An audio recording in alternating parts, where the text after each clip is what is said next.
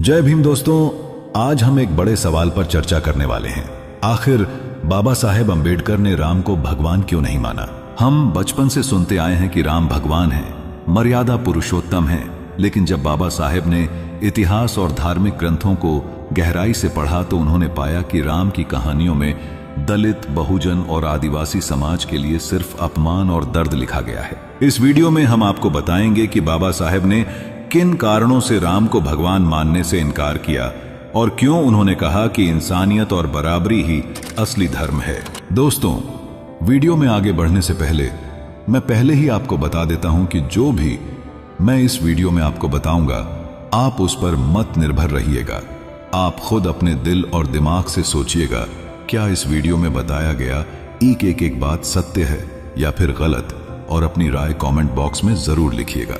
तो चलिए वीडियो को स्टार्ट करते हैं। इसी कड़ी में सबसे बड़ा सवाल उठता है राम और शंबूक की कहानी पर। राम को भगवान और मर्यादा पुरुषोत्तम कहा गया, लेकिन जब शंबूक नाम का एक शूद्र तपस्या कर रहा था और वेद पढ़ रहा था तो राम ने उसकी गर्दन काट दी। सोचिए, जब ज्ञान सबका हक है तो सिर्फ जाति के नाम पर किसी को ज्ञान से वंचित करना और उसकी हत्या कर देना क्या भगवान का काम हो सकता है? बाबा साहेब ने कहा था कि यह घटना साबित करती है कि राम को भगवान बनाकर असल में बहुजन समाज को शिक्षा से दूर रखने की साजिश की गई।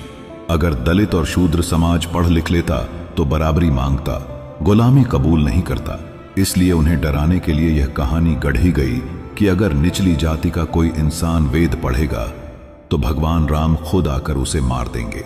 यह बात बहुजन समाज के लिए सबसे बड़ा धोखा थी, क्योंकि इंसान को शिक्षा से वंचित करना मतलब उसकी जिंदगी से रोशनी छीन लेना है।